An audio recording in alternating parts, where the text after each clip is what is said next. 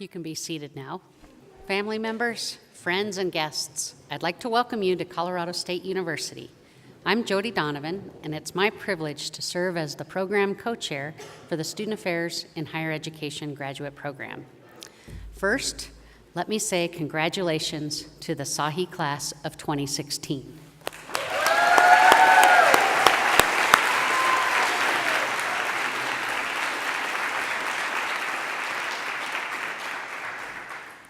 Our program is in its 48th year, and today each of you who are graduating will experience the same sense of personal accomplishment as the many hundreds of graduates who have preceded you throughout our long history. All of the family members, friends, and colleagues who are here have traveled a distinctive path to arrive at today's ceremony. This event has special significance for all of you.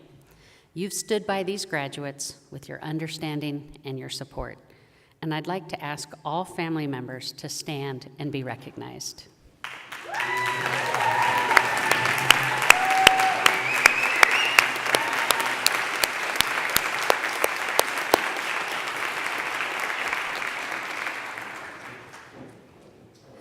For those family members and friends who could not be here today, we have a special setup to record the ceremony, and then we'll post it to our website for viewing.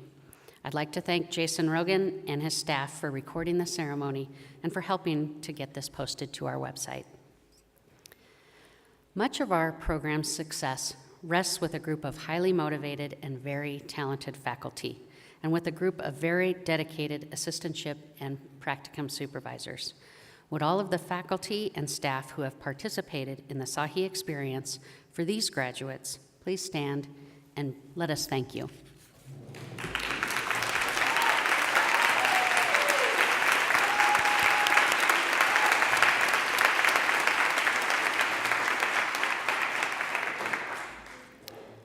We are very fortunate to have a group of people who work behind the scenes every day to make our program a success.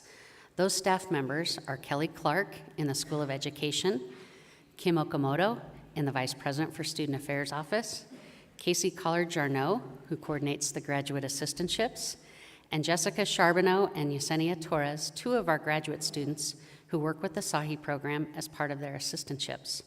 Additionally, Andrea Santillan, Marie Ebert, and Lauren Schulman have made significant contributions to our program over the past year. Please join me in recognizing all of these people for their contributions to the program.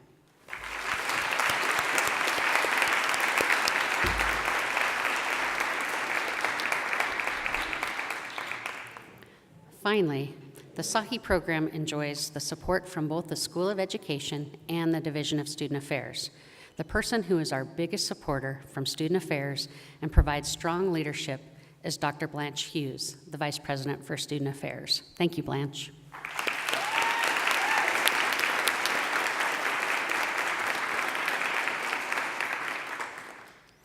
Our guest speaker today is Connie Gores.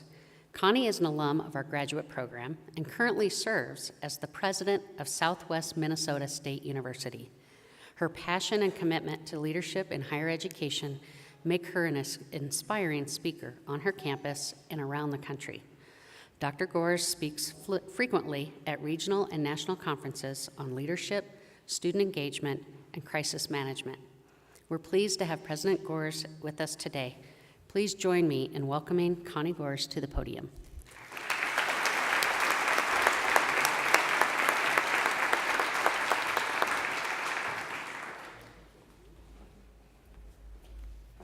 Thank you, Dr. Donovan. And you know what? This is a little untoward, but let's congratulate her. Do you know that she was just acknowledged as a pillar of the profession for NASPA, National Association?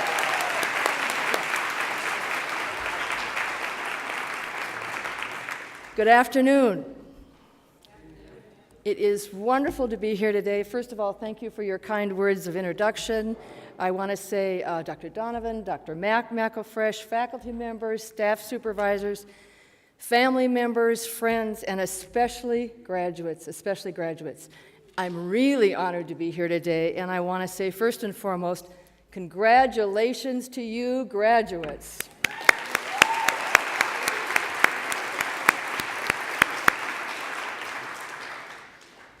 I owe a special debt of gratitude actually to two people, probably a number of people here today, but especially to Dr. Grant Sherwood and to Dr. Dave McElfresh. I think one of the reasons they invited me here today is because they wanted to make sure it was real, that I really was the president of a university and that I could come and address our students. I'm very pleased that also with me is my daughter. Her name is Kasia Kleingors. Kasia, would you stand, please? Kasia has her master's degree in higher ed and student affairs, so it's called HESA, and she went to the program at the University of South Carolina.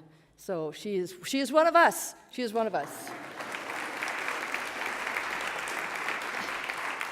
And she is employed. She works at George Washington University as an undergraduate academic advisor, where she also teaches 2 courses in the College of Business. So there are lots of different paths to take, and she's taking her own path.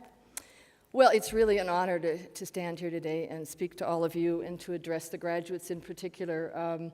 We came into town last night, and I drove around campus and thought, whoa, things had changed so much. It was really exciting. In fact, I used to be the hall director over at Ellis Hall. That name probably doesn't mean anything to most of you. Well, because after I left, they tore it down. And then we drove to the north end of town, and I used to work at a business there, actually, even before I was in the graduate program. I was trying to show my daughter, well, they tore that down. So I'm thinking, I hope this is not a bad omen, and that we're standing in this building. This will still exist after I leave, I'm sure, but anyway. But as I reflected on what I might say today, several points came to mind. First and foremost, I thought about what helped me get to where the point I am in terms of as a president of a comprehensive university. And I'm not saying this just because I'm here at this program, at this ceremony, but I truly was reminded of the importance of the SAHE program. At that point, we called it CSPA, College Student Personnel Association, but basically the SAHE program. And I thought about what it taught me. In fact, I think I'm positive, it was my experience with the SAHE program that truly launched my career in higher education. In my master's program, it was the first time I was around, this is very close to my heart here, I was around inspiring students and peers. I was around peers who were smart and capable, who were engaged in very meaningful work and who set high goals, and also who knew how to have fun. In fact, at that point, Dr. McElfresh was actually one of his first years as a staff member here was one of my years as a hall director, so we have a lot of stories about each other, and a lot of them involve fun. And in fact, I'm in regular contact with a number of my peers in higher ed, a number of my peers from the program. For example, just in the past several weeks, I have seen or communicated with Laura Urban, who's also from my class. She's president at Alexandria and Technical and Community College in Minnesota. She's part of my system. I'm from a system of 31 institutions, 7 universities, 24 colleges, 2-year colleges. I had lunch with Irene Kovala, who's president at Glendale Community College in Arizona. I was communicating online with Steve Water, who's the senior dean of the college and dean of student life at Haverford in Pennsylvania. Just the other day, driving to the airport, on the phone, I was talking with Maria Pinto, who is in human resources at Nova Southeastern in Fort Lauderdale. I have talked with Tim Leary, who's the Executive Vice President at Seattle University. And next week, when I'm back on campus and I lead, I'm a chair of a council through the ACE, American Council on Education. I lead this national council. And we'll have this conference call, and one of the people on the call will be Gurney Arnold. She's in advancement at Idaho, I think Idaho State. So our grads are all over the place. We've done all sorts of things, and we stay in contact with each other as well. And I would say that even though we've taken our different paths, we're doing different sorts of things, we have one thing in common, and that is that we were here at CSU, and we did have some of the best scholar practitioners in the field right here at CSU, like these remarkable professionals that you have here today. They challenged us to think differently and dream big. They also served as our advisors, our mentors, our colleagues, and probably most importantly, they believed in us, sometimes when we didn't even believe in ourselves. And again, I think that's why they invited me here today, to make sure that that belief was well-founded. But anyway, so there's no question that the SAHE program has been instrumental in your growth, students. There's no question about that, your growth and development. You are knowledgeable about current research, trends, global issues. You are very well positioned, and you are very well prepared. In fact, I think that the student affairs profession, and especially coming out of this program, we are some of the most qualified individuals to be presidents. I really do. We're used to interacting with all sorts of people. We deal with situations, and you've done this already, lots of different kinds of situations that would make a lot of people very uncomfortable. This actually rang true to me in my first year of my presidency, when we were dealing with a difficult situation between two faculty members who just couldn't get along. And someone commented to me, actually it was my provost at the time, commented to me that, well, we certainly weren't trained for this work, and did I ever think I'd be dealing with people in this kind of a situation, and did anything ever prepare me for this? And I said, well, actually, this doesn't make me all that uncomfortable. Having been in the student affairs profession, I'd seen it all. Nothing really surprised me. In fact, I said that many years ago, when I was a resident assistant and then a hall director, I often dealt with people who couldn't get along. They were usually roommate problems, or problems on a residence hall floor. But so dealing with faculty members who were not getting along really wasn't that big of a deal to me. It really wasn't that big of a deal. I think that person was sort of surprised that I wasn't sort of unglued with a difficult personnel issue. But today I decided to talk a little bit about 3 lessons I've learned in my career, lessons that I think can help guide you on your path. Lesson number 1, make a difference. Higher ed, there's no question that higher education is transformational in all our lives. There's absolutely no question about it. Just a quick kind of story about me. So I was actually raised in North Dakota, this very small town up by the Canadian border. Actually, the name of it is called Can-Do, C-A-N-D-O. On the water tower is this message, you can do better in Can-Do. There you go.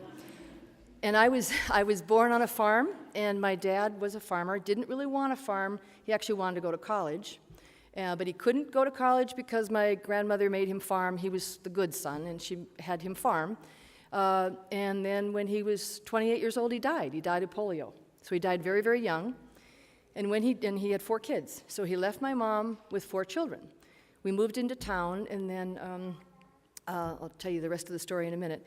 My mother, I didn't know this until I was a young adult myself, she hadn't even graduated from high school.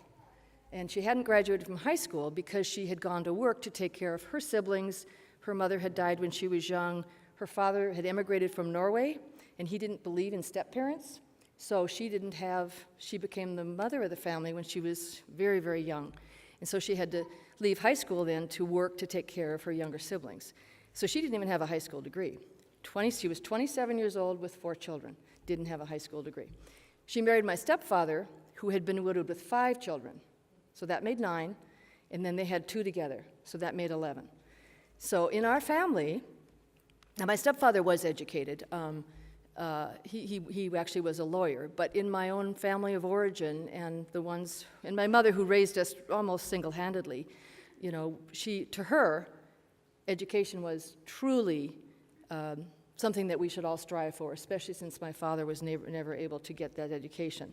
And there's absolutely no question about it that education has transformed my life, our lives, the lives of my children. It's made a world of difference. So as a first-generation college student, I know what it means to have the degree. And all of us work with first-generation students, and there's no question that we will have more and more of those students who will be coming to our colleges and universities.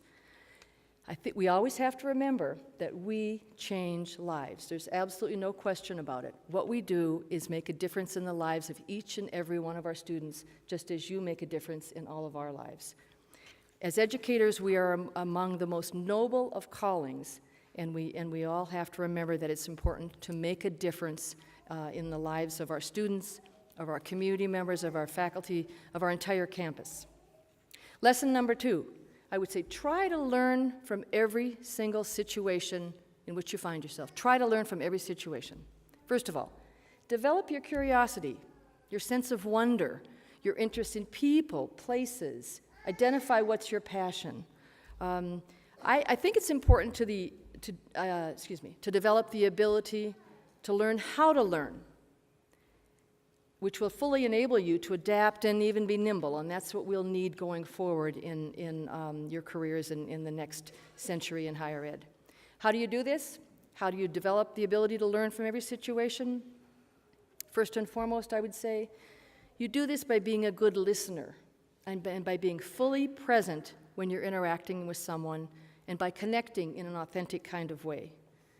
You develop the ability to learn by acknowledging that you do not always have the answers. And as a president, I think that's brought to my attention often. No, no. But I learned the higher one goes in an organization, you learn that there is no way that any one of us can have all the answers. That we truly have to learn how to work together, and that we're stronger by working together than we are just our own ideas.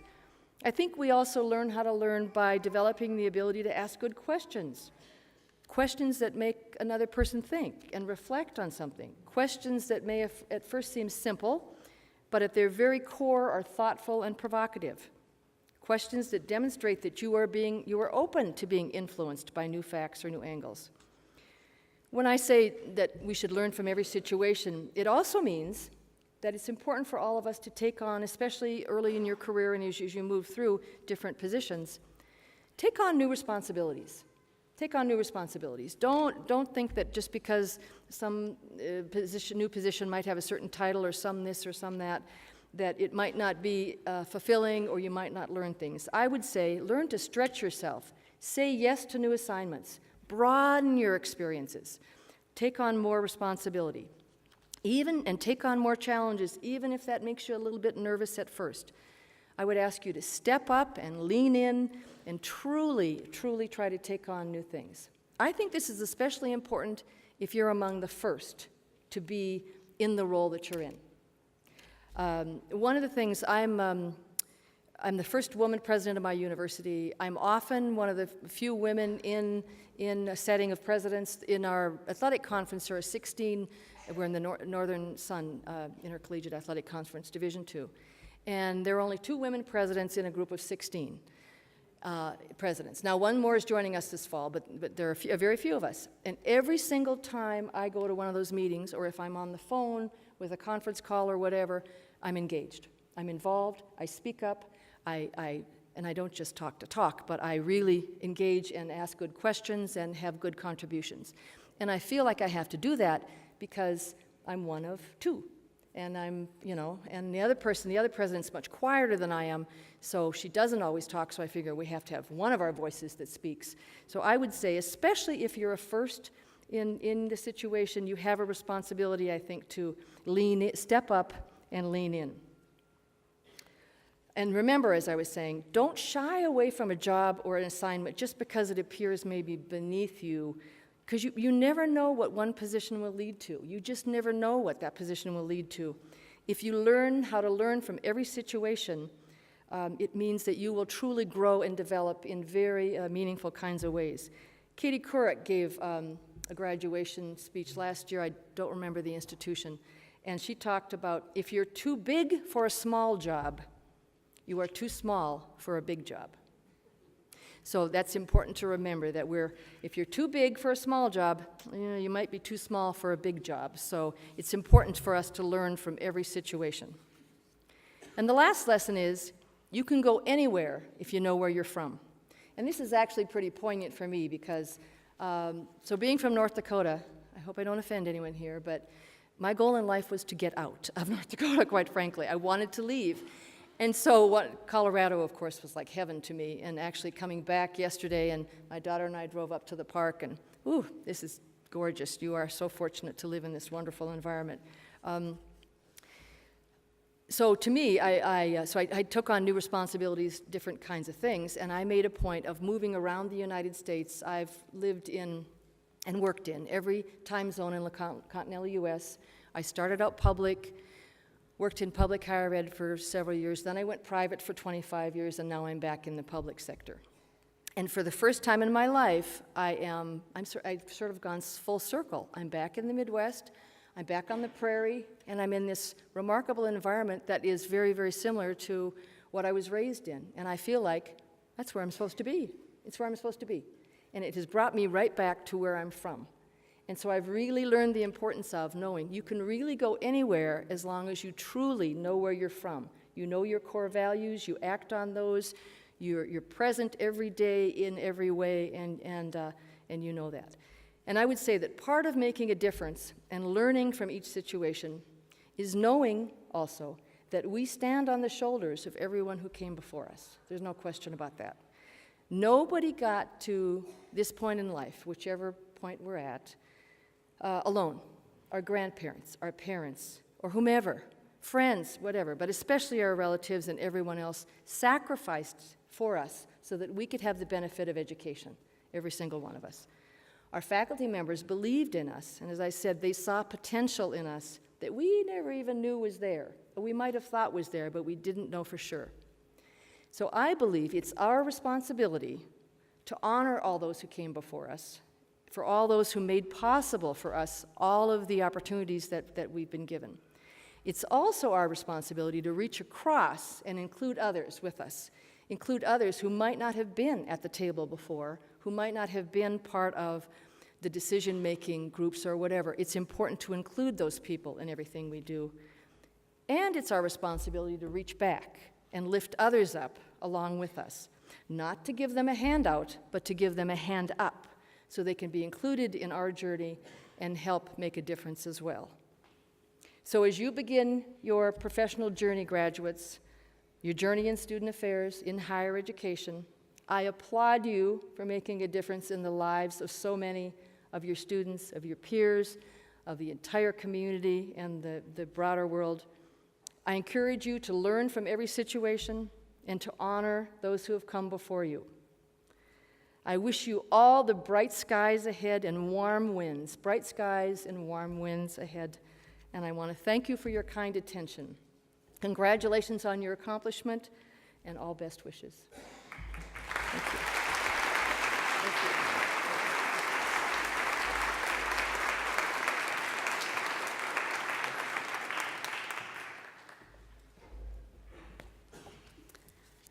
Thank you, Dr. Gorsh. That was wonderful. I will remember those lessons for sure, especially being a small person. I appreciate that. So, one of our long and strong traditions for this ceremony is for the graduating students to select one or two members from their group to be the student speaker this afternoon. Leroy Ford and Leo Ayaya will be making the student remarks this afternoon. It is a very special honor. Please join me in welcoming Leroy and Leo to the podium.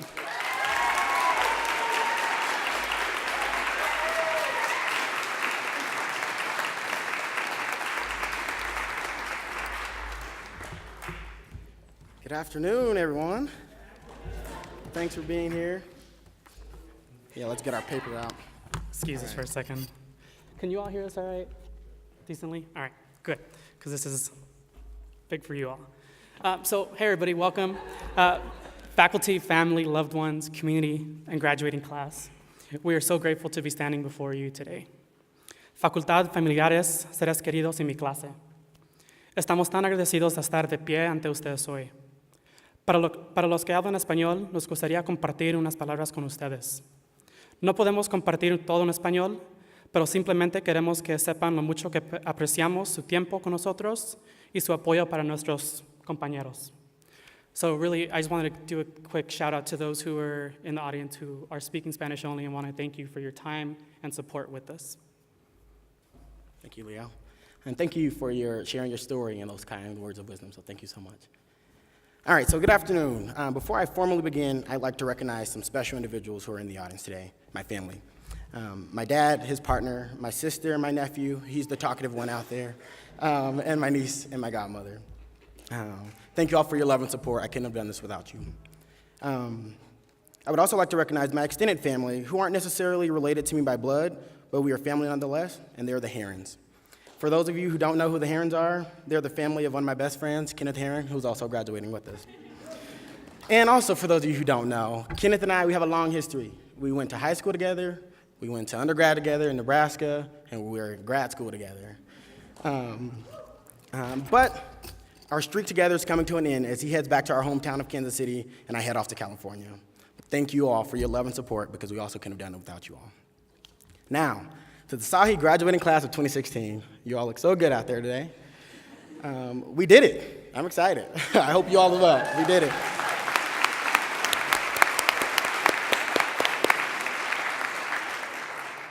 I would like to start us off with a quote from the hilarious Amy Poehler. While this may not be that funny, but I thought it was pretty significant. She said, "You can't do it alone. As you navigate through the rest of your life, be open to collaboration. Other people and other people's ideas are often better than your own. Find a group of people who challenge you, inspire you. Spend a lot of time with them, and it will change your life," end quote. Well, we definitely spent a lot of time together, and depending on who you ask, probably a little bit too much time together. But I can't imagine a greater group of humans that I would have wanted to spend these 2 years with, so thank you again for that. You all are some of the most dedicated, hardworking, selfless, critically thinking, and if I'm being honest, sometimes annoying people that I've ever met. But I love you all for it. In all seriousness, you have all definitely changed my life for the better, and I'll be forever grateful for that. It's hard to believe that our 2 years is coming to an end already.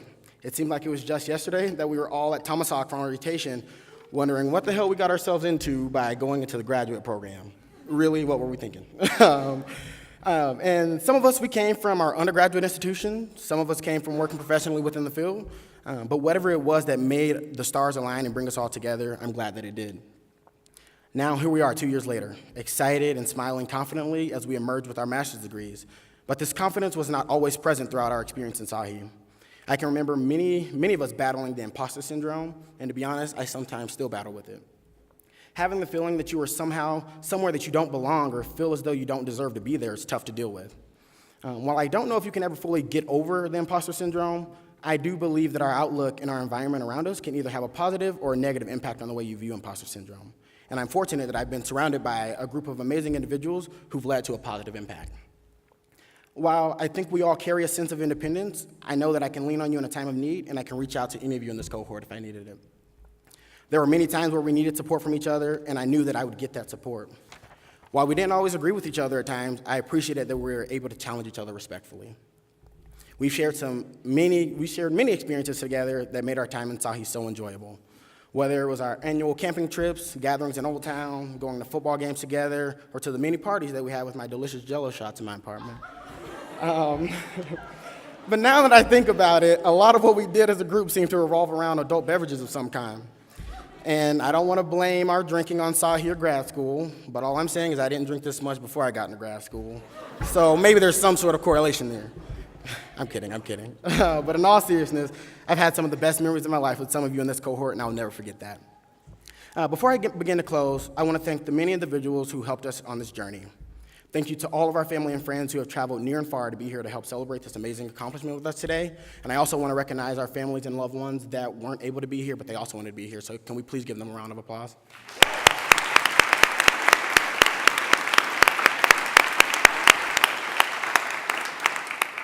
And thank you to the faculty in SAHE who taught us so much and for putting up with us being the quiet cohort over the past few years. And thank you to our dedicated advisors.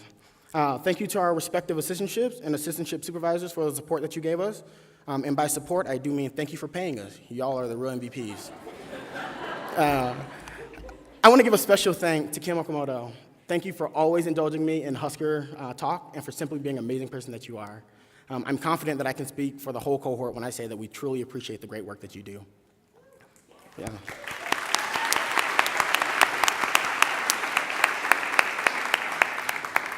And lastly, to my amazing cohort, I want to leave you with a quote from the late Steve Jobs. He said, "Your work is going to fill a large part of your life, and the only way to be truly satisfied is to do what you believe is great work.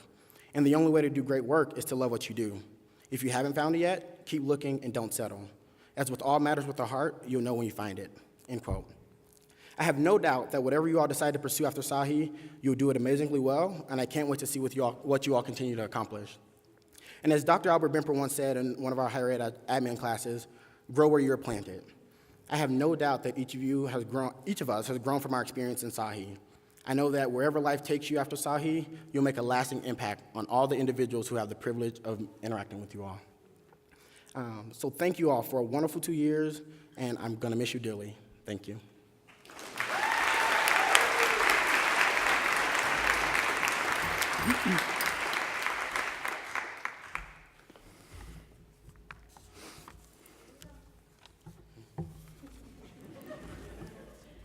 Let me get my paper set up here, if you don't mind.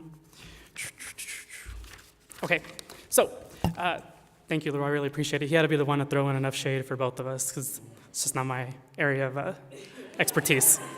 And I know our time is limited, so I just simply want to set a couple things straight. First and foremost, the question never was, am I good enough to be here? The question never was, are we good enough to be here? Our brilliance brought us to SAHE. It carried us through SAHE, and will simply light our future beyond SAHE.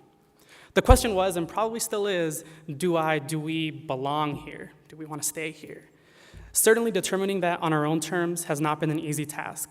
Many of us struggled and continue to struggle in affirming our place in this cohort, in this program, and in this profession. Why do we choose to attend CSU? Why do we decide to pursue a degree in student affairs and higher education? Why are we receiving this degree today? Some questions may be too late to answer. I mean, we're getting this degree, that's a fact. But we may still be asking ourselves if this is the degree for us, and why is it so? I recall similar feelings to when I was first applying to graduate school and considering moving to Colorado for SAHE, leaving my family behind in California. I wasn't at all sure. I had been wrestling with pursuing teaching or pursuing student affairs and did not know if I'd ever be sure which was the best option. But I learned to simply lean into the discomfort of not knowing and trusted myself to make the best decision for me at that time. During the last 2 years, those questions have been revisited many times and with many different answers. At times, I knew with all my being that this is where I needed to be and why I needed to be here. At other times, I knew I needed to be as far away from here as possible. During each of those times, though, I met people who affirmed my belonging here. If not for my entire time, at least to make it through another week. And whether each of those peers, family members, faculty, colleagues, or students knew it or meant it, they met me when I was leaning into the real discomfort of answering my why. Like, why am I supposed to be here? And reminded me that it was because of people like you, like you, like you. And people like us who sometimes meet with a student or friend and in a very brief but very meaningful interaction leave feeling like we did something right, and so we stay for at least another week.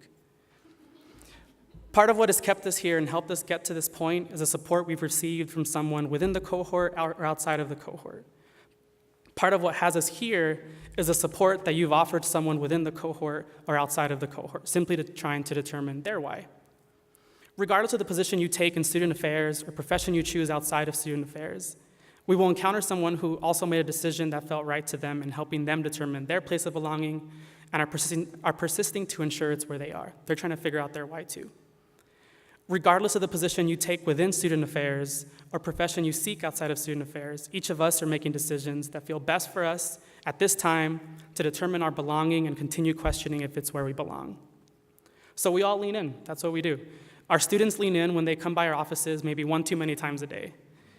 We lean in when we invite someone to study together for the first time or try to hold the conversation for just a few breaths longer. As we try to determine where we belong in the world, so too are the people we meet. And so I ask, let us meet each other by reaching out to help when we can. Let's take the extra breath of conversation. Let's meet with our student again. Let's offer the invitation to grab coffee one more time. Each of us are what keep each other here. The proof is in this room with 1, 2, 3, 4, 5, 6, 7, 8, 9, 10, 11, 12, 13, 14, 15, 16, 17, 19 new graduates, and the tremendous community supporting each of us and finding our place of belonging. Wherever we find ourselves next, let us lean in, let us reach out, and leave no doubt in our minds as to where we belong. To our SAHE class of 2016, we thank you for letting us be a part of your journey and congratulate you on this accomplishment.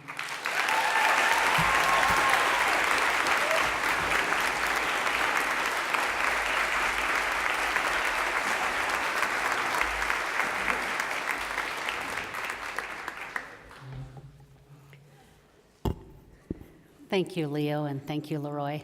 That was awesome. A year ago, one of our faculty, Dr. Linda Uhne-Hamel, passed away.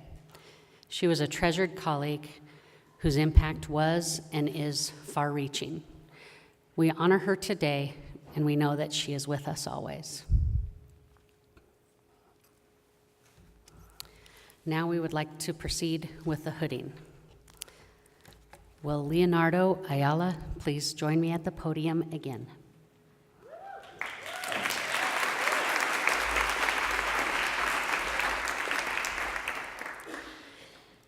It has been an absolute privilege serving as Leo's advisor these past 2 years.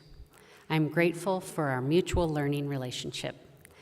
Leo arrived at Colorado State University after working 2 years as an assistant resident director at his alma mater, the University of California at Santa Barbara. Leo graduated with a Bachelor of Arts in Sociology and Chicano Studies, and he was an extremely active undergrad. In his personal statement for his portfolio, Leo wrote, and I quote, "As a first-generation Latino college student experiencing the difficulties of finding a place and a voice in a new environment, as a campus leader of color struggling to support a community whose needs are not met, a sociology and Chicano studies major learning about various forms of oppression and privilege, and finally, as a new professional managing and advising diverse populations, I have seen the positive impact committed student affairs professionals have on members of historically marginalized communities," unquote. This statement describes the fuel that sparks Leo's passion and commitment to do this work. Leo's primary assistantship at Colorado State was as an associate manager in apartment life, working with a resident population from more than 80 nations. He also had a secondary assistantship, serving as the retention and success coordinator, advising and supporting first-generation, limited income, and racially, ethnically diverse students who were scholarship recipients from the Denver Scholarship Foundation. Leo completed his 2 practicum experiences working with federally funded TRIO programs related to access and opportunity, working with the Educational Talent Search Life Institute and the Access Center. In addition, Leo was part of our teaching team for student development theory this fall, teaching, facilitating, grading, challenging, and supporting the first-year SAHE students. Throughout everything, he never dropped the ball, he fulfilled all his obligations, and he always exceeded expectations. In addition to all these other things, he adopted a little ball of fur named Scarlet. Leo is remarkable. He was selected as the Grant Sherwood Scholarship recipient, coordinated the Student of Color Network, and throughout, his first priority was always his partner, Cynthia. Leo consistently commented on Cynthia's sacrifices to join him in Fort Collins while he earned his master's degree. He worried about her transition as much as his own. Leo is a man of character, integrity, humility, and commitment. In his portfolio, Leo wrote, quote, "I have always resided in the borderlands. Gloria Anzaldúa regards living in the borderlands as a perpetual space in between 2 worlds, never fully inhabiting here and never fully inhabiting there." I'm extremely proud to state that Leo has accepted a position as the Assistant Judicial Affairs Coordinator at UC Santa Barbara. He fits there.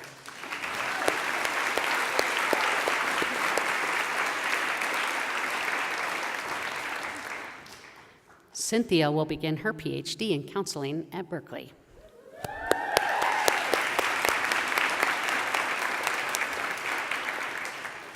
Together, they will work to accomplish one of Leo's goals, quote, to ensure students know their education is a safe space for them to find their own success and to ensure safety in navigating the borderlands. Congratulations, Leo, and welcome to the profession. Thank you.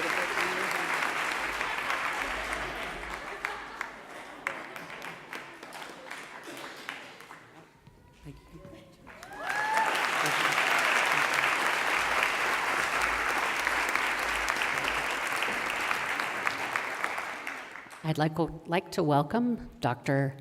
Mike Ellis to the podium.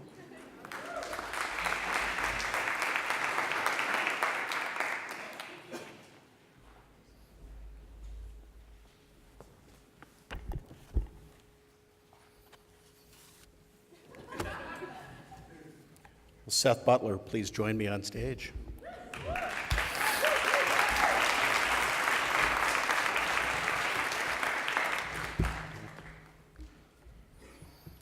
It's my favorite part. Seth completed his Bachelor of Science degree in Human Development and Family Studies from here at Colorado State University.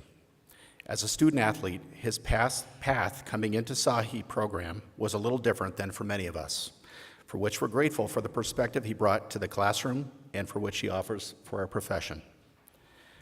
Seth's assistantship was split among two offices, both with very high expectations and a little extra added pressure, including the president's office and with our vice president for student affairs reporting to Dr. Hughes.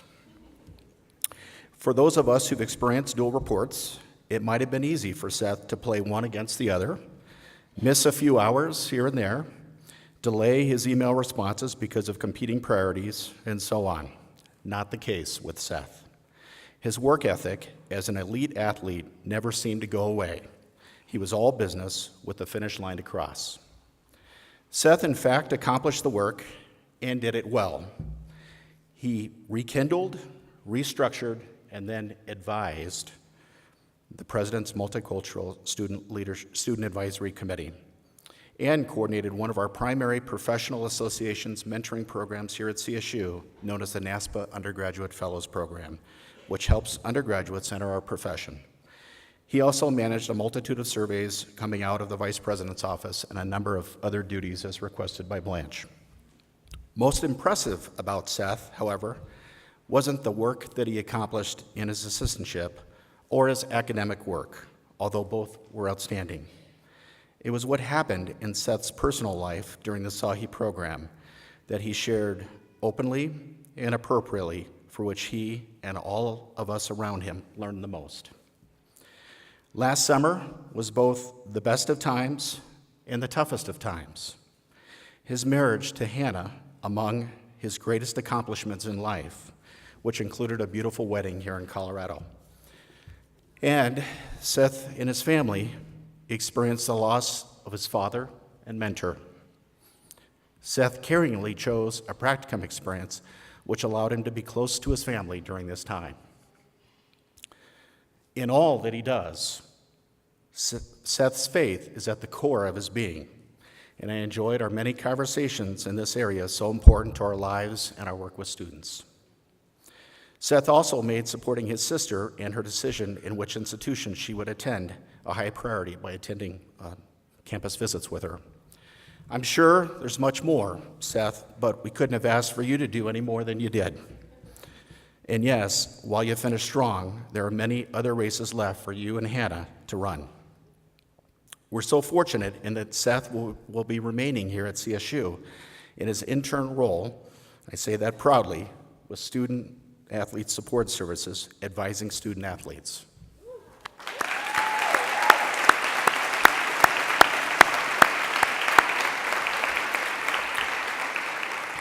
Where we know Seth will continue to make a meaningful difference in the lives of students and all of us around him. Congratulations, Seth, and welcome to the profession.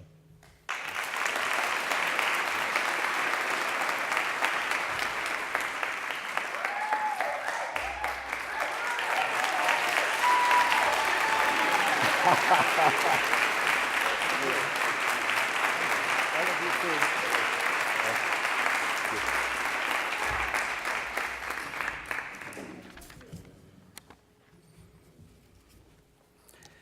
just get harder. So, Kenneth Huron, what are you waiting for? Please join me on stage.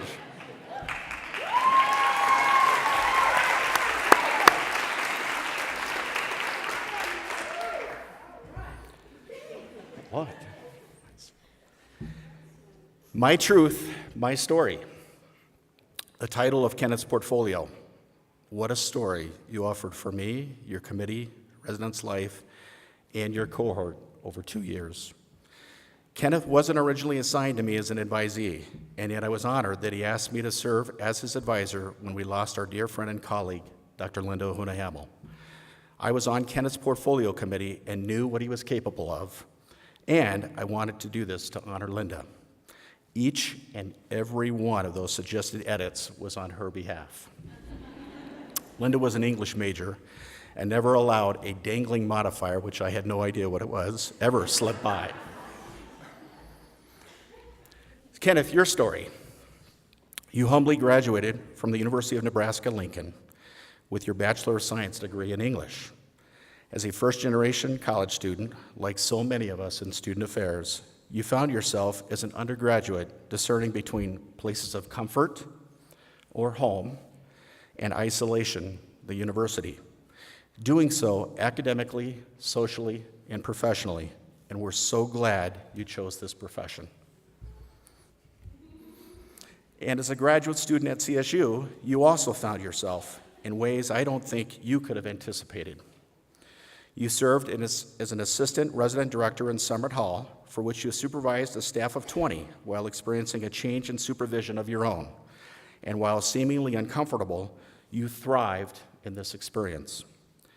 Kenneth also completed practicums as a college coach with the Center for Advising and Student Achievement and as an alumni program administrator with the University Academy Charter School in Kansas City this past summer, a program near and dear to his heart. Kenneth writes in his portfolio, I quote him, "My passion for student affairs stems from what I learn every day from my students. My students teach me, and I only hope that I am able to do the same in some small capacity," end quote. Kenneth, I've appreciated what you've taught me, and I know that students, whether in higher education or aspiring to attend some form of higher education, will learn from you. You are indeed, and I quote again, a person of love and support that encourages, pushes, and motivates others. Kenneth's hope is to work with students in the pre-collegiate world, perhaps as part of the Kaufman School that was so instrumental in his own decision to pursue college. Selfishly, and he did indicate this as a possibility, I'm also hopeful that your story will bring you back to Fort Collins and CSU at some point down the road. Congratulations and welcome to the profession.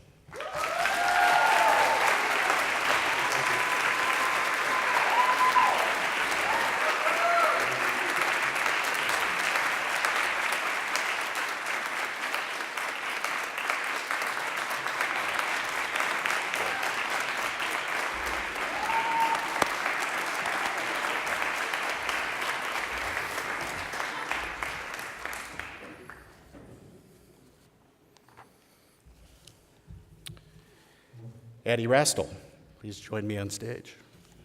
You all should be running up here. Ready?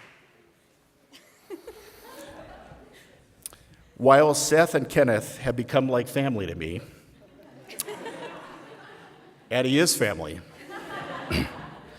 She's been part of the CSU family since birth, with her parents having worked at CSU for many years, and her father was here right in front of me out here, Dr. Pat Rastel, having received his master's degree from this program, as we heard earlier, which was called CSPA. Addie is also part of my family as my daughter-in-law. We always talk about how closely connected our profession is across the world. And for Addie, there's been no shortage of eyes watching her, no pressure these last couple of years. So in case you're wondering, I'm really not Addie's advisor, but that doesn't mean she doesn't get an earful from me on occasion. Addie's advisor, Dr. Judy Menschow, is traveling this week for a family celebration, so Addie asked if I'd be willing to make remarks. This might be the first and last time she willingly opens a door for an in-law to provide a bit of public comment. But I promise not to do this, and I'll stick with the script that Judy provided. Mostly. Right? So Addie graduated with a Bachelor of Science degree in Natural Resources, Global Tourism, and a double minor in Spanish Language and Business Administration. While completing her SAHE coursework, Addie's professional experience included a graduate assistantship position with orientation and transition programs, coordinating their first-year mentoring program for approximately 300 first-year students. Addie was also involved with efforts to retain and strengthen second-year students' experience by coordinating Welcome Week activities, homecoming events, and spring break outdoor experiences. Addie sought out and gained additional professional experiences that included being accepted for a National Orientation Directors Association, or NODA as we refer to it in the profession, internship at the University of North Carolina at Asheville, where she worked with the Transition and Parent Program Office. During her 2-year SAHE journey, Addie also managed to pursue her love of the outdoors, working as a lead facilitator at the CSU Challenge Ropes course, leading a 3-day service trip on 2 of Colorado's 14ers, and most recently leading a group of students to climb the world's highest active volcano in Argentina. Addie is an accomplished academic, writer, and researcher, having received the Outstanding Graduate Student Award at the NODA Region 3 Conference, and was awarded the Norman K. Russell National Scholarship at the NODA Annual Conference. But Addie's passion is the outdoors, fostered by her parents, who had her climbing outrageously high mountains in international locations as a teenager, and working at the CSU Mountain Campus as an undergraduate.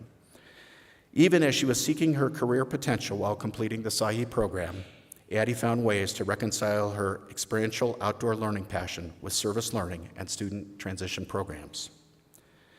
For the immediate future, Addie has accepted a position as coordinator for transition programs with the Orientation and Transition Programs Office here at CSU.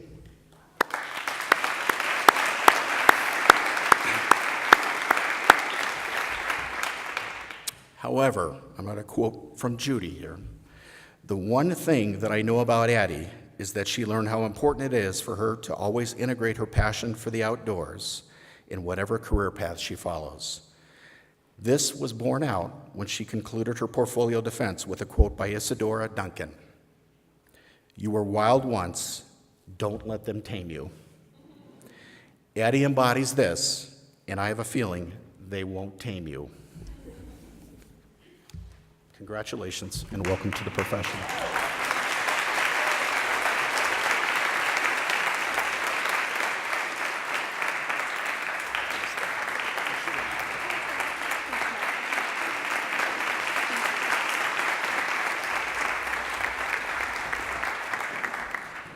And now I welcome Dr. Oscar Felix to the podium.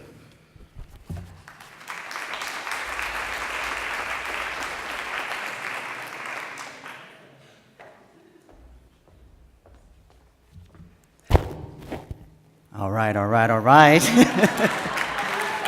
Andrea Santillan, come on up.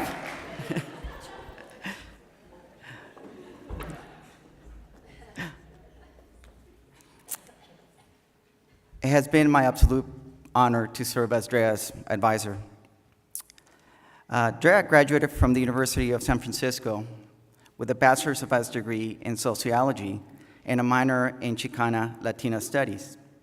At the University of San Francisco, Drea participated in NASPA's undergraduate fellows program, and along with the guidance of a SAHE alum, Alex, became part of our program. We're so thankful for Alex. During her time in SAHE, Drea served as graduate assistant for Rams Events Programming, chapter graduate advisor for Phi Gamma Delta in the Office of Fraternity and Sorority Life, and program coordinator for the NASPA Undergraduate Fellows Program.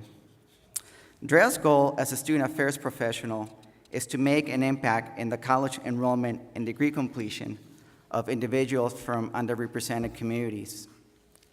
This commitment is evident through her work in the Access Center's Bridge College program, participation in the College Access and Opportunity Workshop, and serving as teaching assistant for the Foundations of Access and Success course, which is part of the first ever College Access and Success graduate certificate program in the country. I admire Drea's dedication to personal and professional growth through a global perspective, and have been impressed with her dedication to self-discovery and change through her travels. I am proud of Drea's journey through the program, her discovery of strengths, and dedication to family. Sometimes SAHE students like it so much at CSU and Fort Collins that they want to stay here. Not so much for Drea. She's very much looking forward to going back at home to San Jose and the Bay Area. So we're thankful. So we're thankful for the time you share with us, Drea, for being part of our community. You have enriched our experience with your talents, brilliance, dedication, and energy. And now that you're about to become a SAHE alumna, we look forward to continuing the tradition. Drea's plans are to continue her commitment to the mission of college access and success and secure such a job in the Bay Area. I look forward to having her as a colleague in this field, and I am happy to welcome Drea to the profession. Congratulations.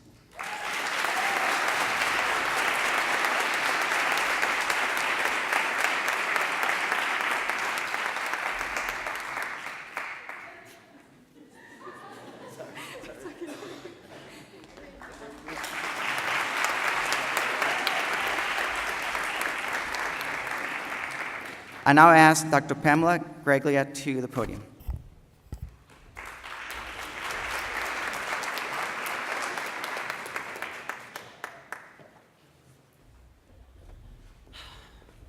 Kayla Cothran, would you join me, please?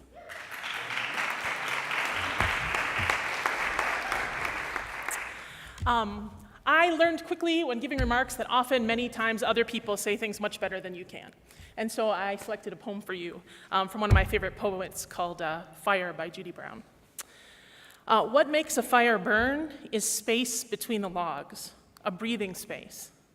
Too much of a good thing, too many logs packed in too tight can douse the flames almost as surely as a pail of water could. So building fires requires attention to the spaces in between, as much as to the wood. When we are able to build open spaces in the same way we have learned to pile on logs, then we can come to see how it is fuel and the absence of the fuel together that make a fire possible. We only need to lay a log lightly from time to time. A fire grows simply because the space is there, with openings in which the flame that knows just how it wants to burn can find its way. I believe Kayla is that flame that knows just how she wants to burn. And this past year has been about finding her way, who she is and who she wants to be, both as a person and as a professional. Kayla came to us from Willamette University in Salem with broad experience in student life, from student activities to residence life to fraternity and sorority life, and graduated with a bachelor's in rhetoric, communications, and women and gender studies. Here, Kayla served as an assistant residence director in Westfall Hall for the past 2 years, which houses the international themed communities on campus. Additionally, she was chapter graduate advisor for the Alpha Delta Chi sorority. I didn't come from a Greek background. She additionally had a unique experience of being the student services intern at American University in Bulgaria, where she created training sessions on student development theory, orientation, and then, just visited the Bulgarian Ministry of Education to check that out. She was also a part of the Global Perspectives trip that went to Vietnam, and so perhaps you are noticing a theme in international education. So from discovering her passion for international education to exploring how to develop developmental relationships with students, to navigating what it takes to find balance in this profession, that right proportion of space and fuel, Kayla has made the most of her SAHE experience. This includes also having the courage to articulate what she doesn't want, a part of the process of becoming we often overlook. I've had the pleasure not only to be a part of her academic experience, but also to work with her in her role as ARD. She is an impressive young woman with a good deal to offer the profession, and I'm excited to be able to call her colleague. Kayla's next step is off. She's going to take an adventure hiking the Pacific Crest Trail, and I hope, unlike Cheryl Strayed, you get to keep both your boots. And after which she'll continue her journey and make some decisions about what's next for her in the profession. I am very pleased to call you colleague and welcome you to the profession.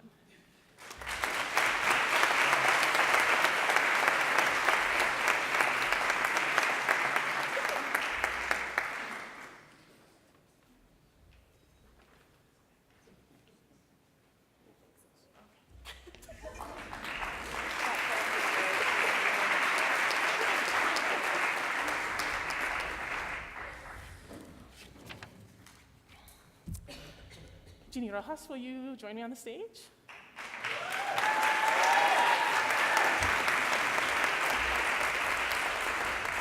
Okay. I also chose a poem for you. It's called Compassion by Miller Williams.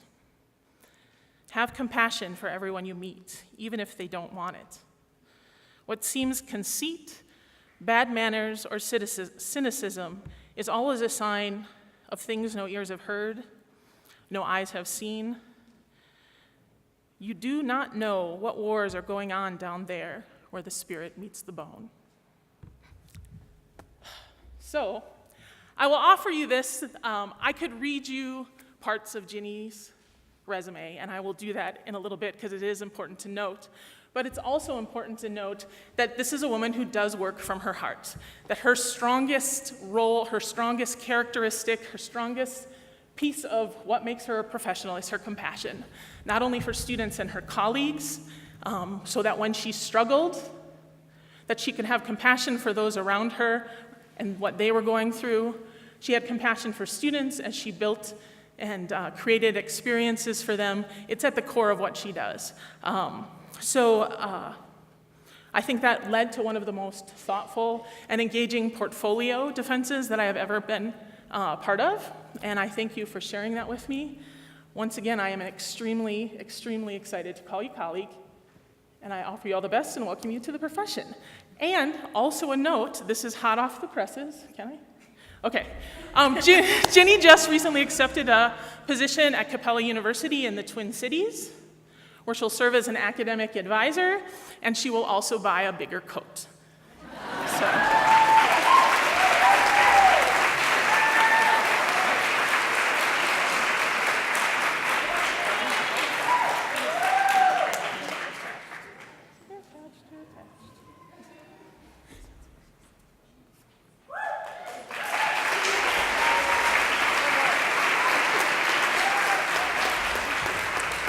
I'd like to welcome Dr. Leah Hansen to the stage.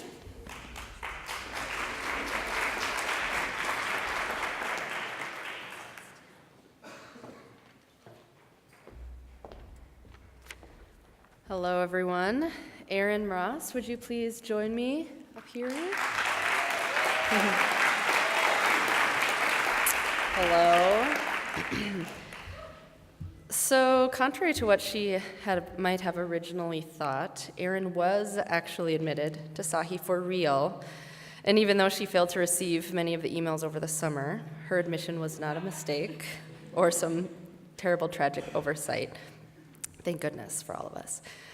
Erin graduated from Colorado State University with a triple major, English, liberal arts, and history with a minor in leadership. She spent her 2 years with us as a graduate student for diversity and social justice at Front Range Community College. And simply accepting this position put her up against a bit of a hurdle. It was the only off-campus assistantship and forced her to straddle the experiences and cultures of two institutions, learning at one and working at another. A challenge for sure, but she was up for it. Erin had the opportunity to kind of develop her own professional role, too. And that kind of independence is not something that just anyone can maneuver. Essentially, building a position both in structure and function from the ground up is a huge undertaking. But with the guidance of her Front Range community and her SAHE family, she did it, and she did it well. She developed and facilitated trainings on the topics of diversity and social justice. She assisted in the implementation of a long-term strategic diversity plan for the campus, and she created, planned, and implemented many, many, many programs and events. She had some wins and some losses, and she took each of them in stride. What I appreciate most about Erin is her open, thoughtful ability to honestly reflect and be critical even of herself and of the SAHE experience. The graduate school experience is kind of like a relationship, I think. It's something with high highs, with low lows, exciting celebrations, rough hardships, and sometimes, quite frankly, something that just simply needs to be endured. And she did it, and here we are.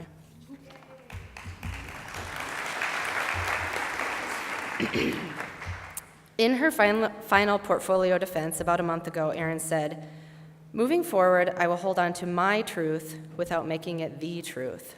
And I think this statement really sums up Erin. She's got this amazing, uncanny ability to be confident and steadfast in her beliefs, while simultaneously knowing that the way she sees the world is not the only way to see it. And that excites her and motivates her. Because of this, and because of a million other things, Erin is going to be an amazing colleague for us all as we move forward. While she's not formally accepted a professional position just yet, she's interviewed for many, and whichever university she chooses here in the next few weeks, or days, or minutes, or whatever, they will be very lucky to have her. She is ready. Throughout these past few years, Erin has learned to fight for herself, and now she's fully prepared to fight for her students. Erin believes in the power of students, and we believe in the power of Erin. So as you can see, it's a win-win for everyone. So with that, I want to say thank you and congratulations. Thank you for what you've added to my life and to the life of your colleagues in your cohort, and for the footprint you'll leave here in Fort Collins. And congratulations, Erin. Welcome to the profession.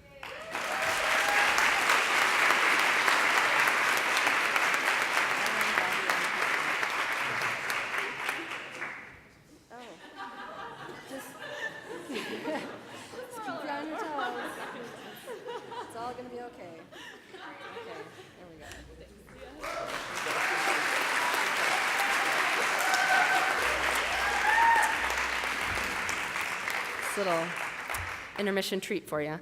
And next I'd like to introduce Dr. Blanche Hughes.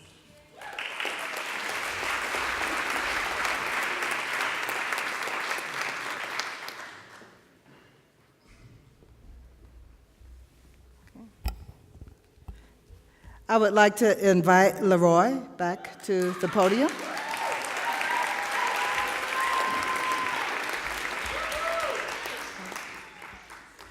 So, as he shared, Leroy came to us from the University of Nebraska in Lincoln and discovered his passion for student affairs there. He was a NASPA undergraduate fellow, an orientation leader, a mentor, and worked with student athletes. I remember meeting him as an undergraduate at a regional conference, a NASPA regional conference, and when he came to visit prior to coming into the program, and I just remember being very impressed with him at that time.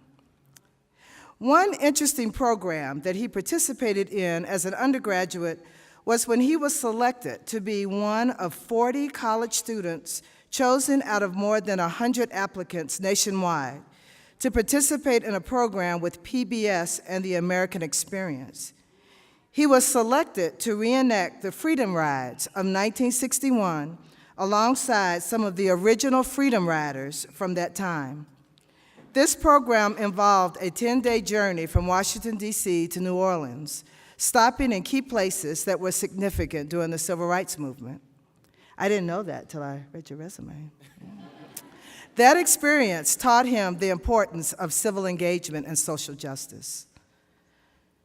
Leroy brought this passion for students, social justice to CSU. And while a student in the SAHE program, he also discovered his love for working with students and staff in the residence halls. He did an amazing job as an assistant resident director. He was also involved in a leadership role with the SAHE Journal and with the Student of Color Network. He discovered a new love as well. He loves to travel. He spent last summer doing a practicum in New Zealand and traveled to Vietnam with his colleagues in January. And I think we've been to a number of other places. I just couldn't remember them all. But this is something he hopes to continue. Leroy is a very patient, polite, and a strategic young man, and let me give you an example of that. So last year, his first year in the program, as his advisor, I met with him every month, and during the fall and spring, and then every 2 weeks starting this year. And early this semester, I was politely informed, not by him, that I had been pronouncing his name incorrectly. Okay, now in defense, I'm from Kentucky, which is the South, and when you have Leroy, that's pronounced Leroy. So I called him Leroy. That's always bothered him, but he was too polite to tell me. But there's someone else, my sister Kim, I'm gonna call her out. She said, Blanche, did you ever notice that he spelled the name L-E capital R-O-Y? And I said, yeah, I just thought that was a new funky way of, spelling Leroy. I did. So I had to practice, and I still have to think about it when I say his name, to say his name correctly, because he is way too wonderful, and it's important for me not to learn how to say his name correctly. I did give him a hard time, though, for not telling me sooner. So Leroy had many offers for employment and chose to be a resident hall coordinator at San Diego State University.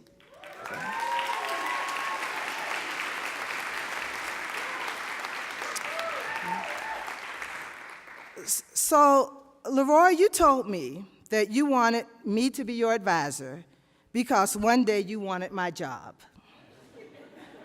Okay. I have no doubt that one day you will be a vice president, and I am also sure that you will do the job much better than me.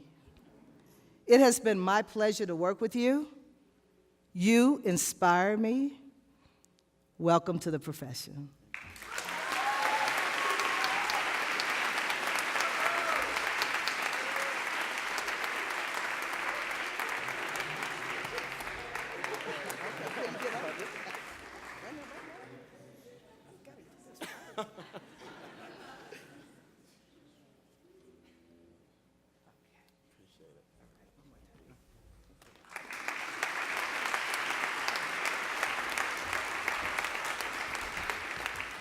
I would now like to invite Dr. Jen Johnson to the podium.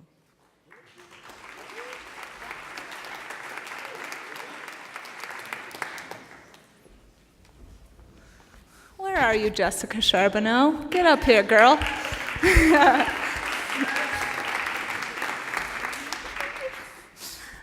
My name's Jen Johnson. I actually serve as Jessica's current supervisor, and I'm representing her primary advisor, Judy Bryant, who couldn't be here today. I know she would have wanted to congratulate you in person. I might cry a little bit. I love this person. Just a little bit about Jessica. So Jessica came to CSU as an international student from Canada with a couple of professional years of experience, which is a dream as a supervisor to have a human being walk in and be like, oh yeah, I got this handled.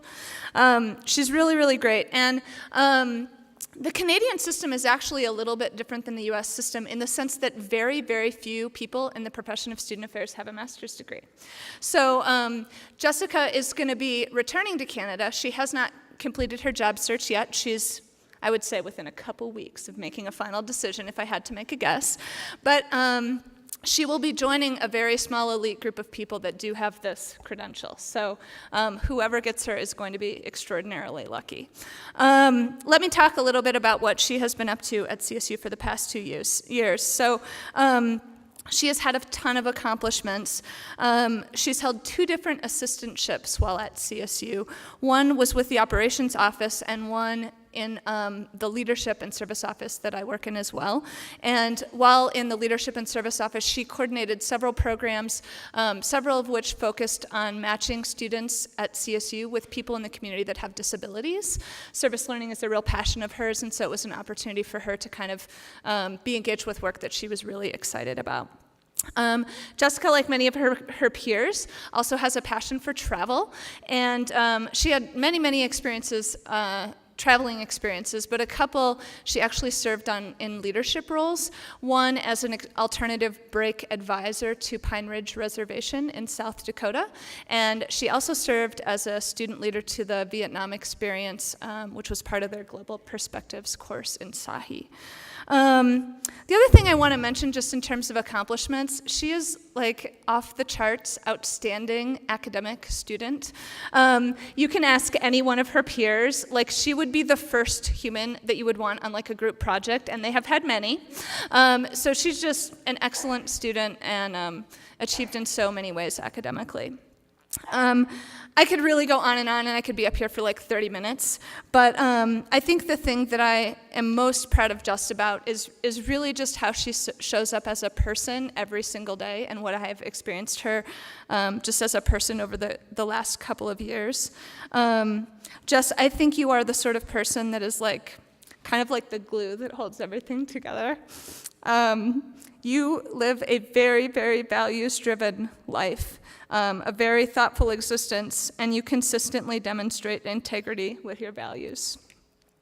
You have an exceptional work ethic, you are level-headed, and you consistently make a positive difference in the lives of the people around you. I have personally witnessed you demonstrate some of the finest human qualities, including humility in the face of both success and defeat, tremendous care directed toward your family and community, and extraordinary self-awareness. Today I represent the faculty and a supervisor, but I have learned a lot from watching you. I am exceptionally proud to call you a colleague and a friend. Congratulations.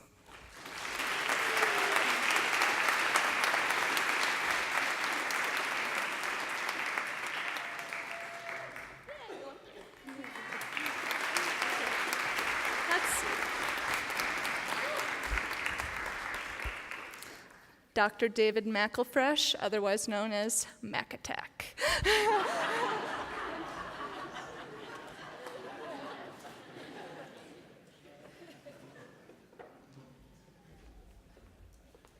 Nicole Fieldo, would you please join me at the podium?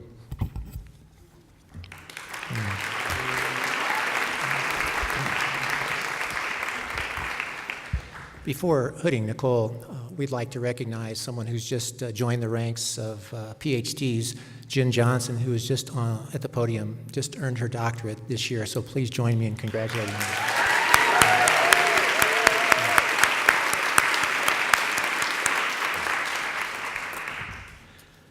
Whenever Nicole Fieldo was asked, "What do you want to do after college?"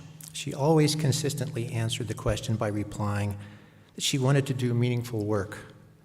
And the opportunity to engage in meaningful and purposeful work is what drew Nicole to the student affairs profession. As an undergraduate at CSU in communication studies, Nicole's view of student affairs consisted of dynamic facilitations, inspiring role models, and interesting educational events. When Nicole entered the SAHE program, she was able to develop her critical thinking and analytical skills. She was also able to develop her skills in supervision, advising, programming, and administration. Nicole's graduate assistantship was in Into CSU in the Student Experience Department. Into CSU is a joint venture between CSU and the Into University Partnerships, and they offer English language programs to prepare international students prior to their study at CSU. In addition to her assistantship, Nicole completed 2 practicum experiences, one at Front Range Community College as a student life coordinator, where she developed and implemented a 6-week assessment project designed to align the college's student staff development rubrics and their learning outcomes, and a second practicum with the CSU Center for Advising and Student Achievement, where she served as a resource and mentor for students in the College of Natural Sciences. Nicole has gained a tremendous amount of learning, skills, and confidence as a result of her time in the SAHE program as a graduate assistant for Into CSU and as a sorority chapter graduate advisor. She was able to work with students from 2 vastly different populations. Interacting with international students and agricultural sorority women expanded her exposure to worldviews and beliefs different from her own. It was from working with these students that she realized there was no cookie-cutter approach and that she would need to engage every student in a personalized way. Nicole would tell you that when she looks back on her time in graduate school, the moments she will remember will be quality relationships she made and the degree of personal growth. She expected to learn about student affairs and gain skills. What she didn't expect was the vast amount of self-awareness that would result. Nicole, a few things became clear from your portfolio. You've gained a strong professional purpose through your SAHE experience. You've committed to learning more about students and their individual stories. You've focused on appreciating the meaningful moments with students. You graduate understanding the integration of theory and practice. You graduate with a belief that your sphere of influence extends beyond the college campus, and you graduate with hope and a strong sense of confidence. Nicole stated in her portfolio that the self-growth she experienced as a result of the SAHE program has been invaluable and that she is leaving the program a different person than when she entered. Nicole, congratulations and welcome to the profession.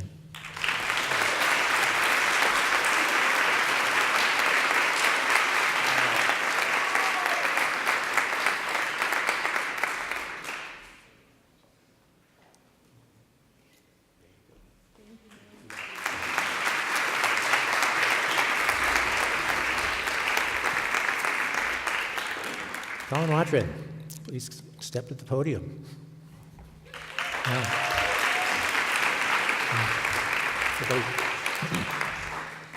Colin Watrin grew up in a family and community full of public school teachers, and it has been his goal for many years to follow their example toward a career in education. Colin began his university experience at Western Washington University, and it has been a major influence in shaping who he is. As an undergraduate, he was student body president, and he served as a student representative on the board of trustees. He would tell you that many of the most impactful learning moments related to his personal development in college were the direct result of the talented and caring student affairs professionals he interacted with in his co-curricular activities. And these were the interactions that prompted him to start thinking about a career in student affairs. Colin completed his Bachelor of Arts degree in Communication and Sociology, and following his graduation, he accepted a position as admissions counselor at Western Washington for 2 years. And then in his 3rd year, he moved into a position of senior admissions counselor. Throughout the 3 years that Colin spent working as an admissions counselor, he had the privilege of hearing and reading thousands of student stories.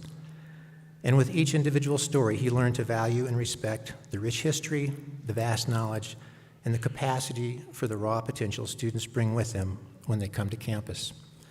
Colin would tell you that the hallmark of his experience in our Student Affairs graduate program has been working as a graduate assistant with parent and family programs, where he provided coaching, education, and referral services for parents and families of CSU students.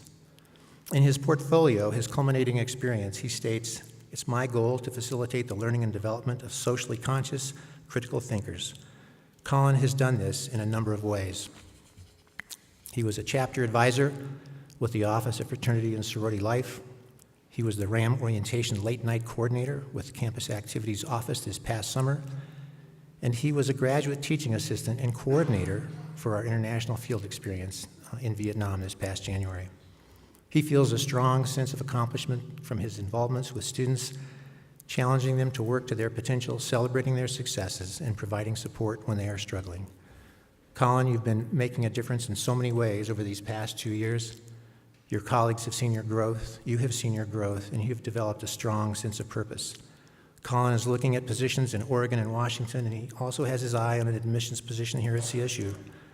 Colin, congratulations and welcome to the profession.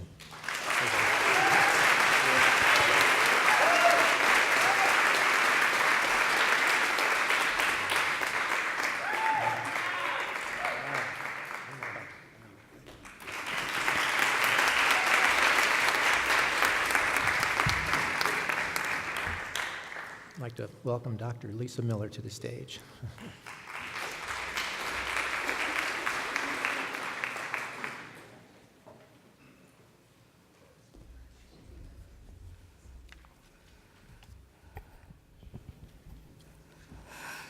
Lauren, will you join me on the stage?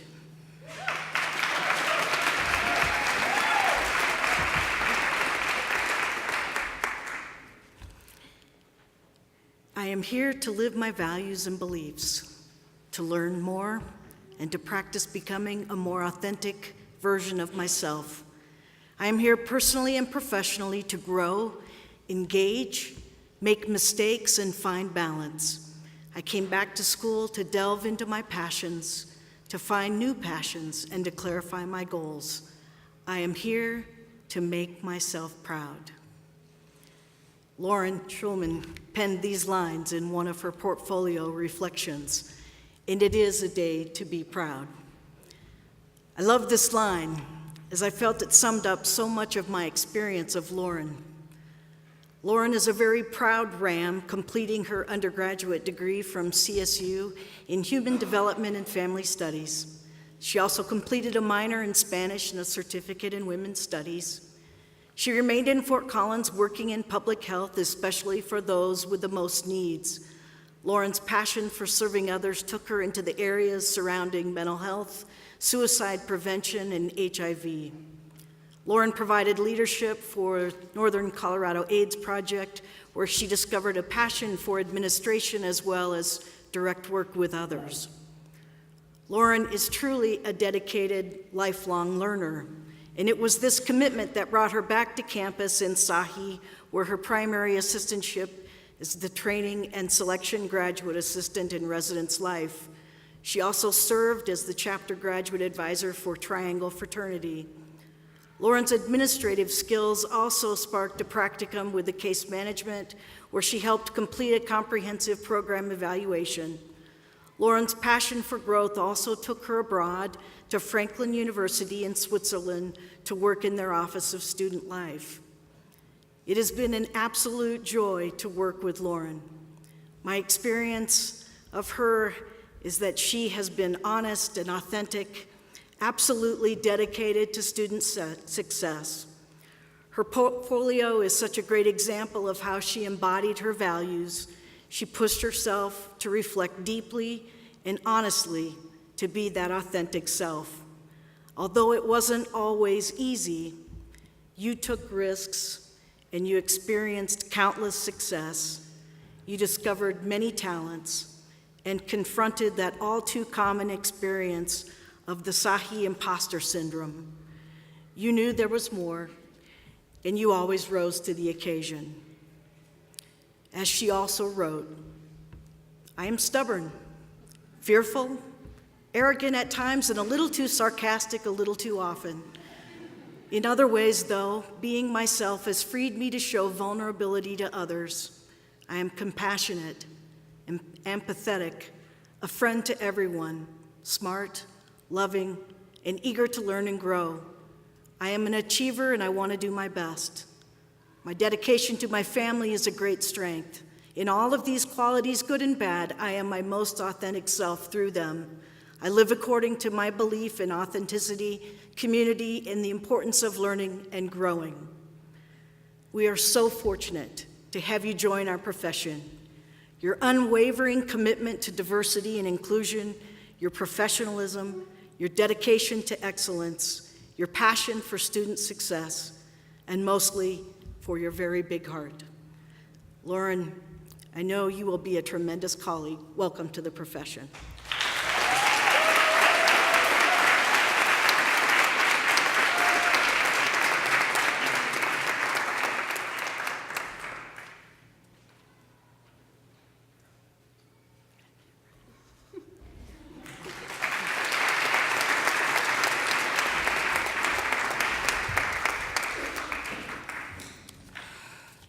And Audrey, would you also join me on the stage?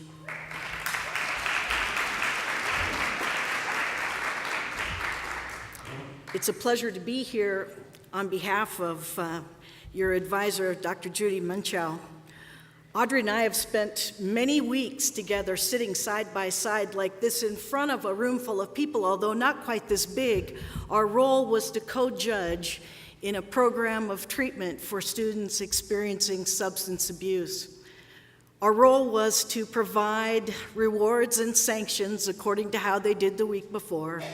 And my experience of Audrey is that even with the worst news she could give, it was always with a warm heart and a kind manner. Audrey Swenson attended Nebraska Wesleyan University, graduating with a Bachelor of Arts degree with a major in communication and a minor in philosophy. Audrey's graduate degree journey followed a non-traditional part-time student path while she worked full-time for the Fort Collins Poudre School District as the Sexual Assault Resource Team Coordinator, and also served on the Bully Harassment Cross-Functional Team over a 5-year span.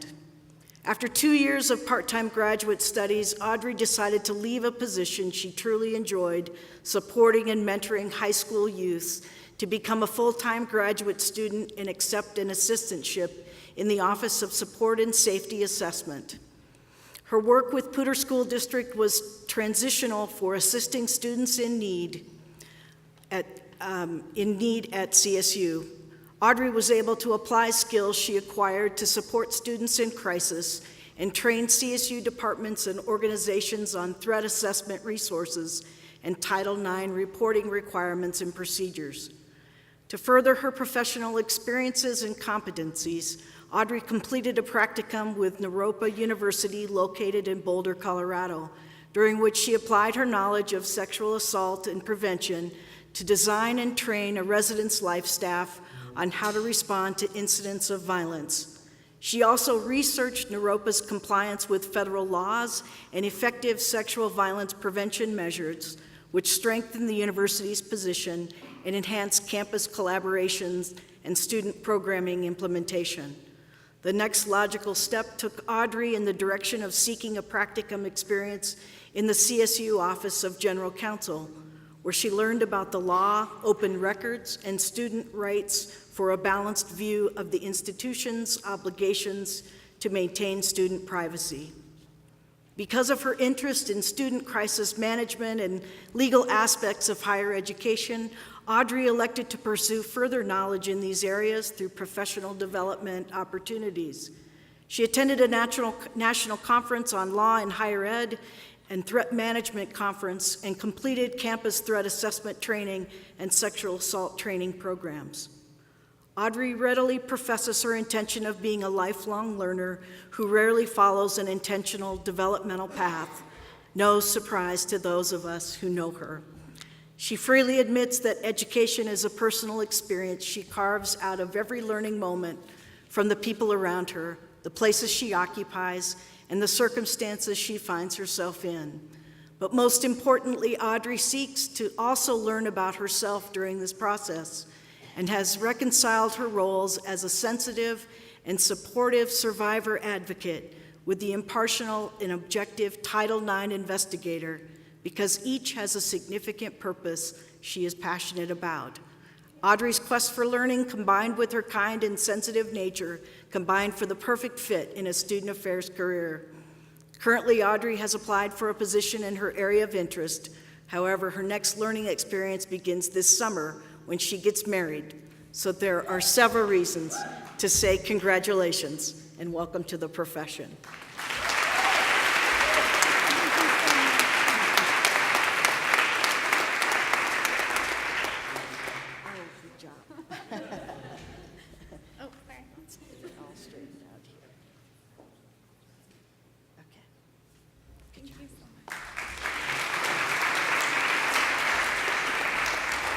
I'd like to invite Dr. Janine Moore to the stage.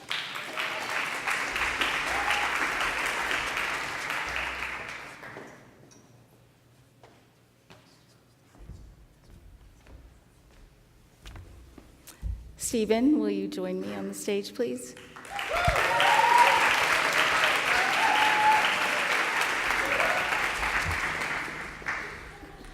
I am very pleased to present to you Stephen A. Green. Dr. Paul Thayer is Stephen's advisor. He couldn't be here today because he's traveling, but Stephen, I'm very honored to be able to deliver the remarks in Paul's stead, so thank you for that. Stephen came to us from Indiana University at Kokomo, where he earned his Bachelor of Science degree in Communications and Graphic Design.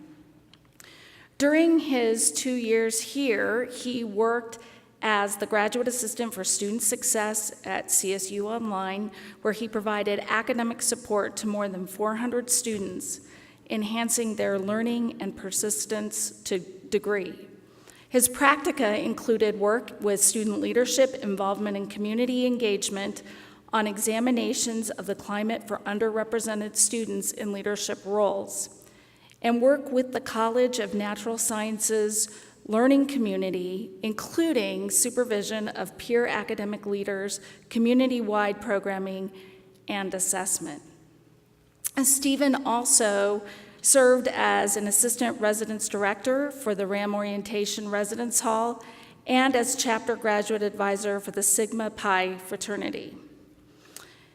When encountering challenges, Stephen made use of every opportunity to learn and grow.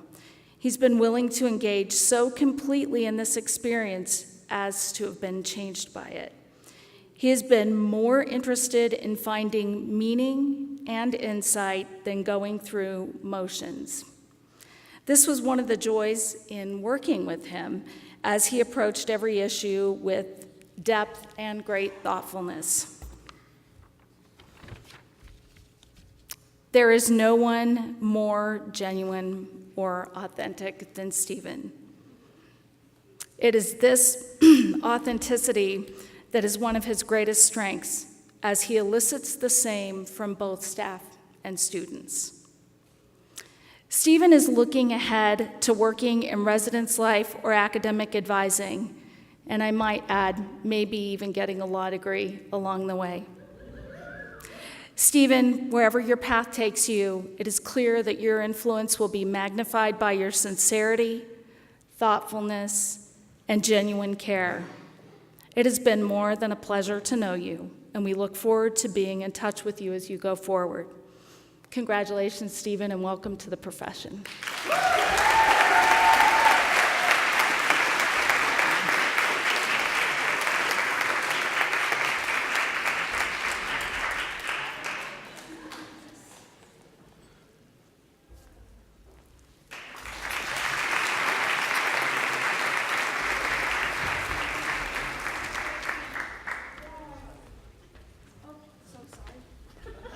I'd like to welcome Dr. Kyle Oldham to the stage.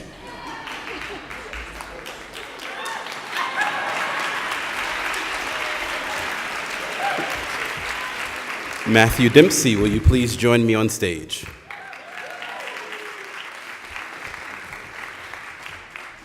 As with tradition, let's do a selfie.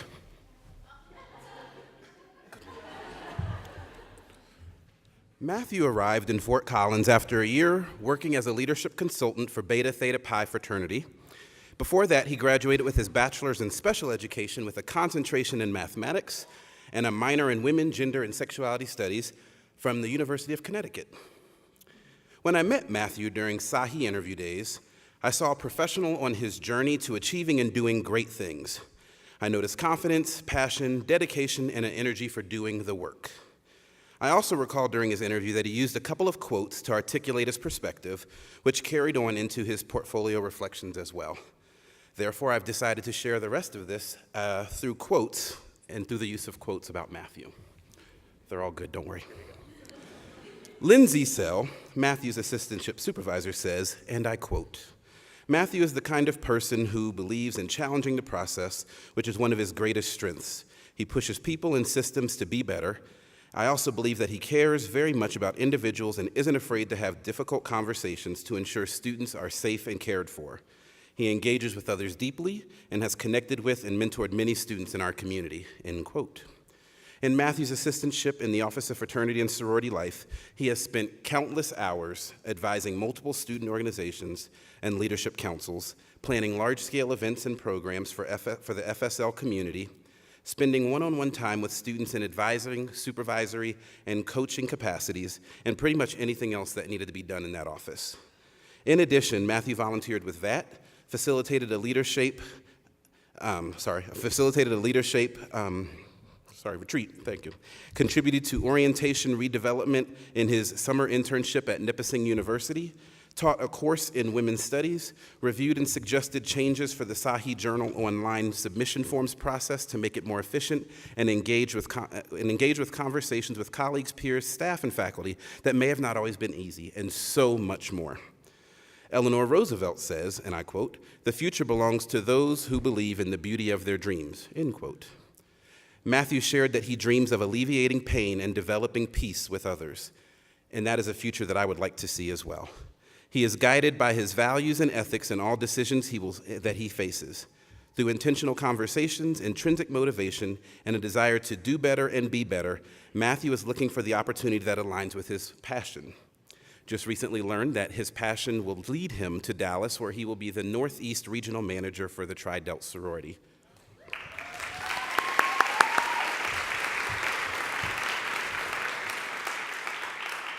In one of your portfolio reflections, you quoted Rumi. "Yesterday I was clever, so I wanted to change the world. Today I'm wise, so I am changing myself." I'd like to add to this quote and tell you, Matthew, as you leave, to be both clever and wise. Don't necessarily change yourself for the sake of change, rather develop yourself into the professional and individual you seek to become. In addition, continue to challenge the notion of clever, and in fact seek to change the world for the better as it is the ultimate challenge filled with multiple wicked societal problems. You said it best in your personal statement. Perhaps by changing and developing minds of the next generation's leaders, I can make a change. And Matthew, you will make that change. Congratulations on finishing SAHE, and welcome to the profession.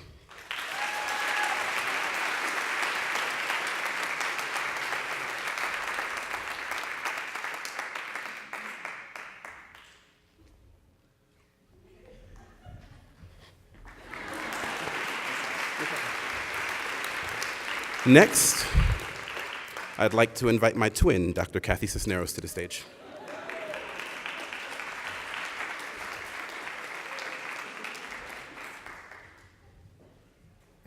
Well, for those of you that are counting, we're in the home stretch. So, Samara, will you join me up here?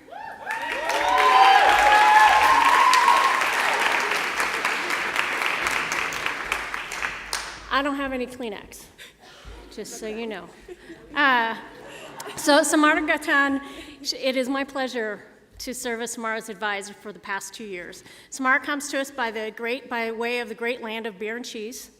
It's true, Wisconsin, where she earned her bachelor's degree from the University of Wisconsin-Eau Claire, majoring in Spanish. During her time at Eau Claire, Samara discovered her love for working with and supporting undergraduate students. And during her time here at CSU, she's added some clarity to her interest in her desire to work with and support undocumented students and students from historically underserved populations towards access and retention. During these past 2 years, Samara worked as the assistant director in Durward and Ingersoll Hall. Her assistantship certainly provided her with some unintended challenges and many opportunities to learn and grow. She enjoyed building relationships with students, staff, and residents. However, I think Samara really found her passion when she had the opportunity to work with the Upper Bound program this summer, and I know Lucia popped in here somewhere. So it's made an impression. The students and staff that she worked with reflected shared values supporting Latino students in recruitment and retention efforts, which actually led to her other practicum, working within admissions, recruiting and supporting Latino students coming into the university. But let me back up and talk a little bit about who Samara is, not just what she's done. When Samara first started in the SAHE program, she spoke of and wrote about lacking personal and professional confidence. This was a common thread during our advising meetings, and Samara rarely made it through a full meeting without shedding a few tears. This reflects her deep sense of care for students and their development, and I actually think it reflects a deep sense of care for yourself and your development. And as she was wrestling with and making new meaning about what it means for her to be a strong Latina who is committed to lifting up the next generation of leaders as she finds her own stride. She credits her mom for introducing her to the notion of pursuing higher ed. Where's Mom? Where did Mom go? There she is. And it all goes back to an 8th grade mother-daughter Hispanic program. There we go. So,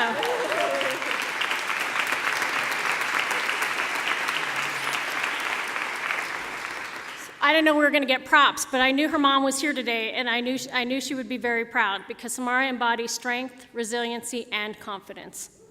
As Samara takes the next steps in her journey, the student and staff at Xavier University will quickly learn how lucky they are to have her on their campus. Samara has recently accepted a position as a hall director at Xavier University to begin later this summer. It's been wonderful being a part of your journey. I know you'll do great. Congratulations and welcome to the profession.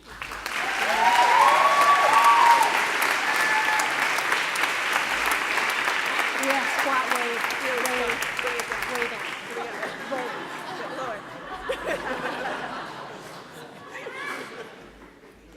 Nice.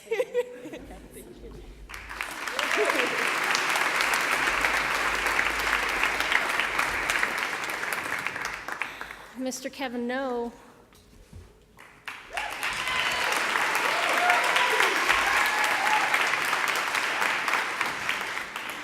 Do you think they're clapping for you or because you're the last one? Take both, right? So advising Kevin for this past year has been a pleasure and an honor. I stand up here today recognizing Kevin on behalf of the late Dr. Linda Ahuna Hamill.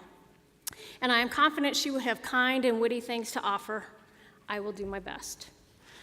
Kevin earned his undergrad degree from Champlain College in Burlington, Vermont with a degree in psychology. I was surprised to learn that Kevin came to CSU and Fort Collins sight unseen. That is, yet, as I got to know Kevin during his time here, it makes so much more sense and it speaks to his wanderlust spirit. When Kevin looks back upon his 2 years here at CSU, I hope they are filled with fond memories of connections and relationships he has made. He has served as an assistant resident director in Edwards Hall, where he worked with student staff and student leaders. Additionally, he served as a TA for the online Student Development Theory course and was the associate editor for the SAHE Journal Board for 2 years. It's not surprising to me that Kevin was drawn to opportunities that were more cerebral in nature. You can see that Kevin's mind is always spinning with something, and you know that something is bound to be creative and thought-provoking, which brings me to his writings.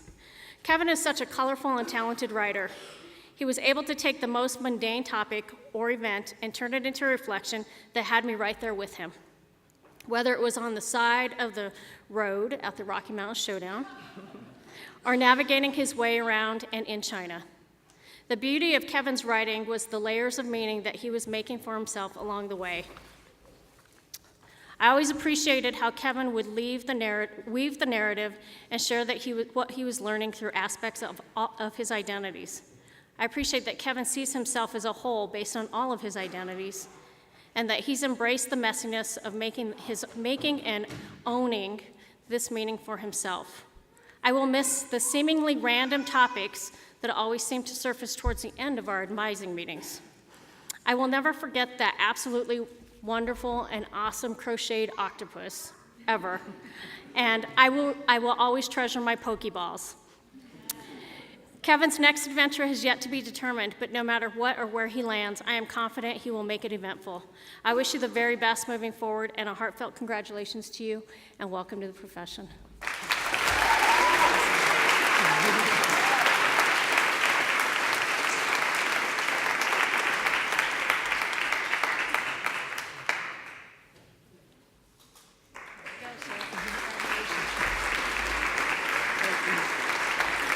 And now I got to invite Dr. Dave back to the stage.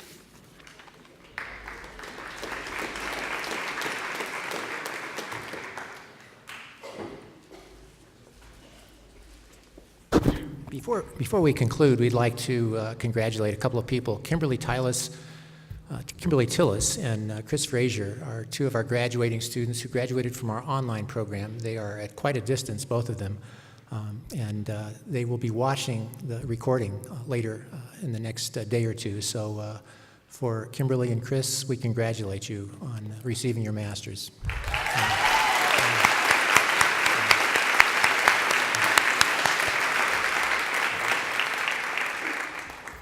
SAHE graduates, this is your special time. Enjoy the moment. It's an important day. You're to be congratulated on your accomplishments. And now that you've completed your formal studies, you'll be using your talents and all that you have learned to make your personal contribution to student success and the betterment of campus communities. Know that we are very proud of you, and we are proud that you are joining the community of SAHE alums. You will always be a part of the CSU Student Affairs Program, and the CSU Student Affairs Program will always be a part of you. We would like to invite all of you to join us for a reception immediately following our ceremony. Would all of our graduating students please stand? I'm proud to present the SAHE graduating class of 2016.